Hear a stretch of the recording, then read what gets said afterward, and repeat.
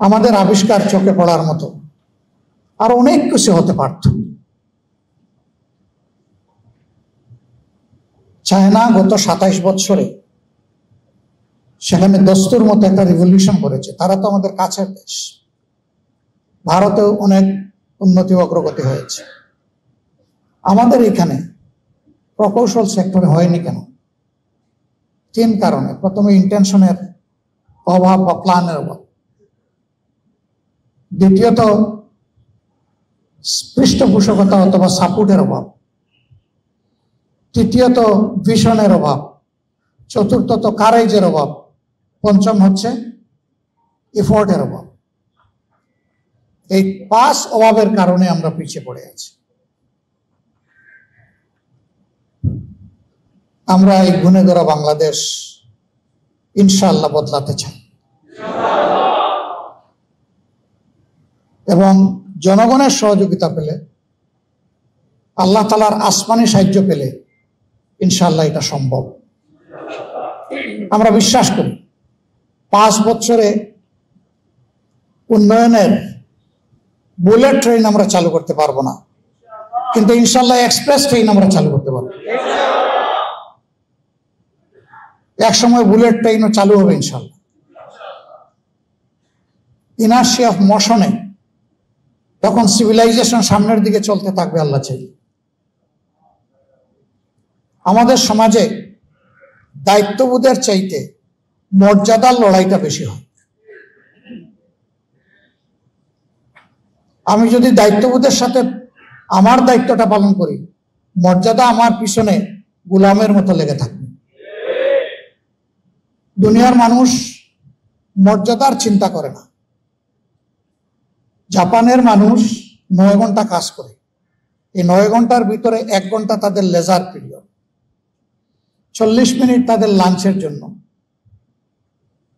10 minute তাদের প্রথম ব্রেকফাস্টের জন্য, আরো 10 মিনিট হচ্ছে লাইট ব্রেকের জন্য।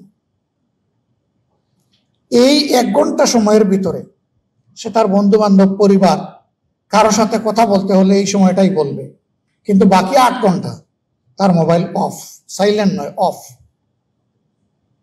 কারণ সে বলে যে এই সময়টা তো আমার না, এই সময়টা আমার এমপ্লয়ারের। এটি আমার সরকার হতে পারে অথবা এটি কোনো কোম্পানি হতে পারে। আমি আমার এমপ্লয়ারের সময় অপচয় করার কোনো অধিকার রাখি না। ভাই, তারা তো আর আমাদের মতো আমানতু বিল্লাহি কাবিলতু জামিয়া বলে নাই তো। তাদের এই অনুভূতির কারণে আজকে বিশ্বে যদি একটা মর্যাদাপূর্ণ দেশ হিসেবে তারা দাঁড়াতে পারে, আমরা কেন, যারা বলেছি আমরা ঈমান আনলাম সবকিছুতে আল্লাহর উপরে, আমরা কেন পারিনি? তাদের ওখানে সবার পিছনে তো গোয়েন্দা লাগানো নাই, কিন্তু তার বিবেকের গোয়েন্দা তাকে প্রতিনিয়ত সজাগ করে রাখে। তোমার কাজ তুমি করে যাও, কাজে অবহেলা করবা না। আমাদের দেশে মর্যাদা নিয়ে সীমাহীন লড়াই। একজন মানুষ যদি একটু মর্যাদা পেয়ে যায়, আরেকজন এটা সহ্য করতে পারে। আরে ভাই, আল্লাহ তাআলার ইচ্ছা একজন গ্রাজুয়েট ইঞ্জিনিয়ার হবে, আরেকজন ডিপ্লোমা হবেন, আরেকজন টেকনিশিয়ান হবেন। এই 3 স্তর মিলেই তো আমাদের উন্নয়নের চেইন। তো যদি টেকনিশিয়ানরা কাজ না করে, তো ডিপ্লোমা ইঞ্জিনিয়ার ভাইয়েরা কি করবে? তারা কি এই কাজটা করতে পারবে? আবার ডিপ্লোমা ইঞ্জিনিয়াররা যদি ফিল্ড লেভেলে টেকনিশিয়ানদেরকে প্রপার সাপোর্ট না দেয়, তাহলে গ্রাজুয়েট ইঞ্জিনিয়ার যারা, তারা কি বাকিটা সব কুলিয়ে ফেলতে পারবে? পারবে না। তাহলে একটা কম্পোনেন্ট আরেকটা কম্পোনেন্টের কমপ্লিমেন্টারি। এখানে কনফ্লিক্ট হয় কেন?